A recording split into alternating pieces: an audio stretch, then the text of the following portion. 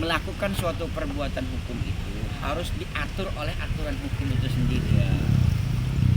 Kalau kita melakukan sesuatu yang tidak diatur oleh hukum itu sendiri, ya kita namanya melanggar hukum. Ya, gitu kan. Nah, aturan hukum itu berlaku untuk semua. Kenapa saya bilang untuk semua? Karena kita ini di mata hukum, ya kan, pada posisi dan kedudukannya sama sebagai warga negara Indonesia. Di mata hukum itu kan sama kan? Apa ada pembeda? Nggak ada pembeda, ya kan? Nggak ada pembedanya. Yang ada apa? Yang ada itu sebuah aturan yang harus kita taati, kita patuhi sesuai dengan prosedur hukumnya. Saya kasih contoh umpamanya, teman-teman yang ngajak kerjasama dengan desa-desa pemerintahan desa, kan harus ada dasar hukumnya. Apakah dia sebagai OBH yang telah terakreditasi, lalu punya kerjasama atau tidak punya kerjasama? Kan itu loh. Kalau menggunakan uang pemerintah, kerja dulu baru uang dicairkan. Kalau dicairkan dulu kerjanya nanti, itu sebuah aturan bukan? Kan itu yang harus dipertanyakan kan? Aturannya ada nggak? Duitnya dulu lalu baru kerja. Nah, kira-kira kan gitu kan. Terus yang kedua, kalau kita mengomentari orang, ya minimal harus memiliki dasar. Apa dasar kita? Kompetensi kitanya sebagai apa? Kan itu masalahnya. Umpamanya saya ngelaporkan seseorang, lalu saya buat di berita. Yang saya buat berita itu kan tentang melaporkan seseorang. Tapi kalau saya buat berita aja, saya nggak pernah ngelaporkan sesuai dengan berita itu, ya fitnah dong saya. Kan gitu kan? Kan namanya fitnah kan namanya kan. Makanya saya bilang. Jadi kalau kayak kami bisanya buat berita nggak bisa melaporkan kayak mana? Apa fitnah juga? Enggak lah. Kan kalau wartawan kan beda dengan advokat kan. Oh iya, siap. Ya, betul. Fungsinya, beda, ya? Tugasnya nggak sama. Ya. Betul, wartawan juga sebagai pilar demokrasi. Tapi kan fungsi kita nggak sama. Iya.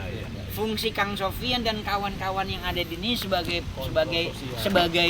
wartawan, sebagai media, ya beda lah dengan saya sebagai advokat. Iya. Saya bisa melangkah melaporkan orang tentang korupsi, tentang narkoba, tentang KDRT atau kejahatan anak, kejahatan dan lainnya, bisa selaku diri saya sebagai warga negara atau bisa sebagai advokat. Itu loh. Begitu juga dengan sebagai Kakang. Kakang bisa melaporkan sebagai diri Kakang, tapi tidak bisa menerima kuasa sebagai advokat. Karena Kakang bukan advokat, wartawan gitu loh.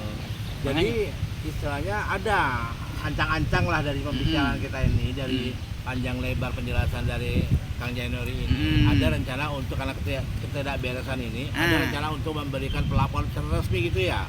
Ya, kan kalau memang memiliki bukti, artinya menerima uang 7,5 juta, 5 juta dan lain-lainnya ya, ada buktinya. Ya kenapa tidak?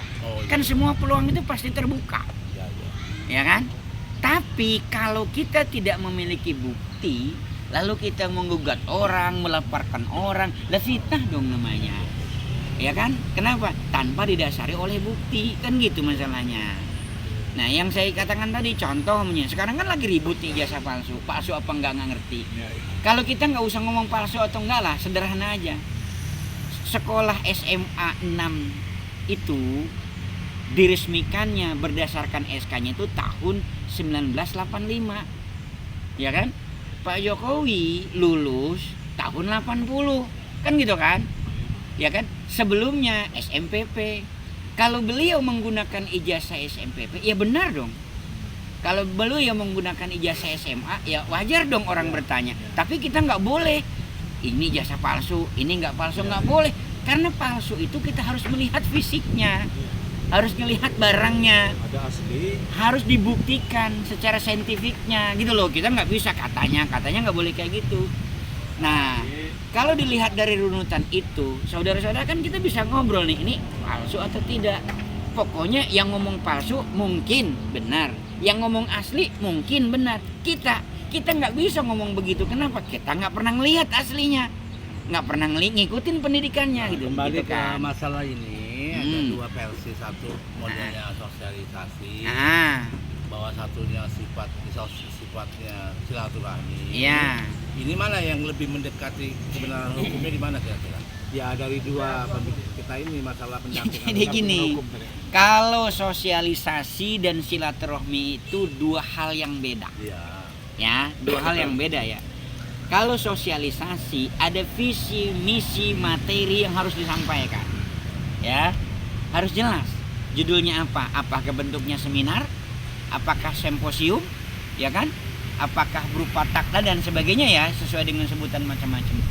Tapi kalau silaturahmi itu beda. Silaturahmi itu berkunjung, bertemu, bersahabat, bersaudara, menjalin persaudaraan yang nilainya pahala.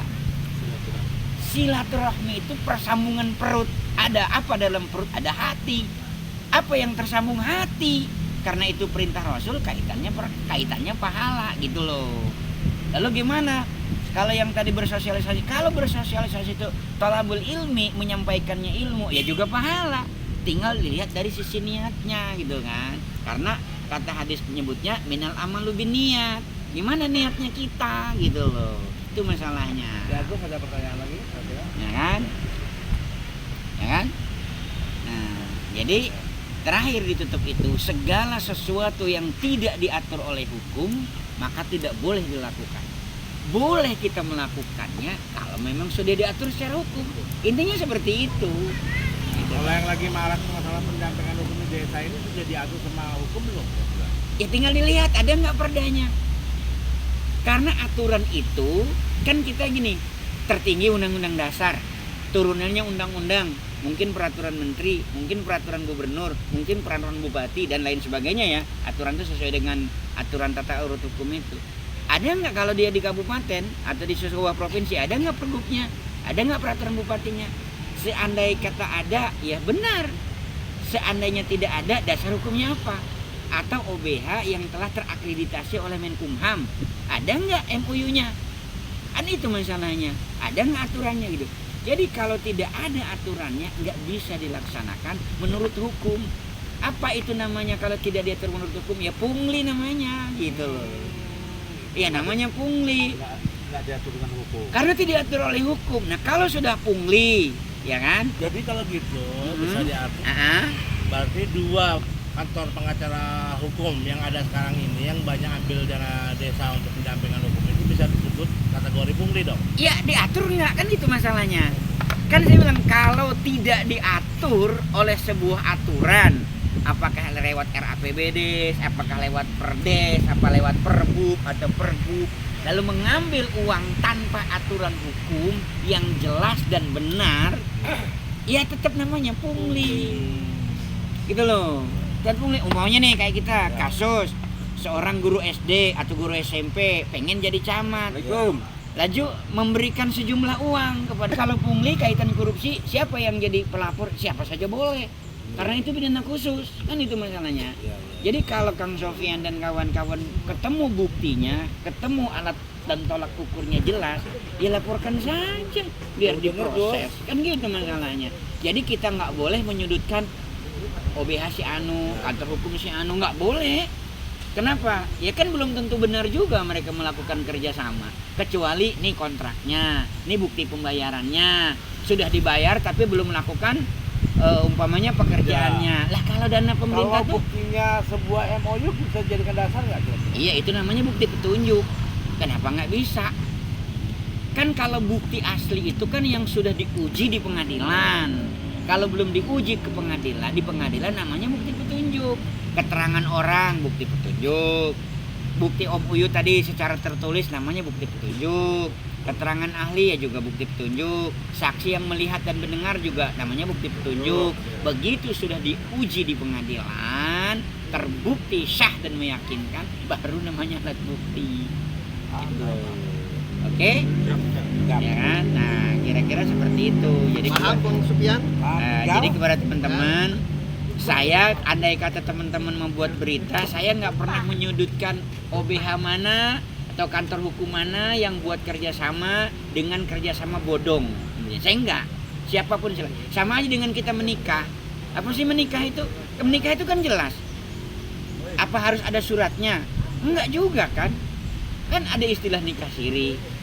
sah secara agama. Itu benar menurut keyakinan mereka. Secara negara belum dianggap benar. Kan itu masalahnya kan. Secara negara belum dianggap benar. Yang benar gimana? Sah menurut agamanya, sah menurut negaranya. Kan itu masalahnya. Ya kan? Oke? Ya, siap.